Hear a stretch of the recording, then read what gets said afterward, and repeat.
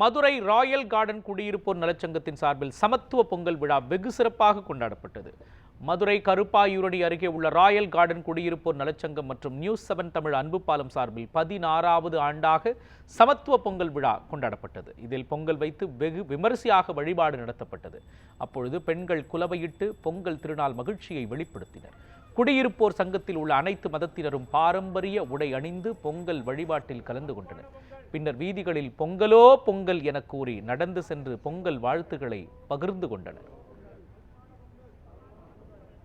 மதுரை மாவட்டம் கருப்பாயூரணி பகுதி Royal garden குடியிருப்போர் நலச்சங்கம் சார்பாக நியூஸ் 7 அன்பு பாலத்தினுடன் இணைந்து இன்று சமத்துவ பொங்கல் நடைபெற்றது.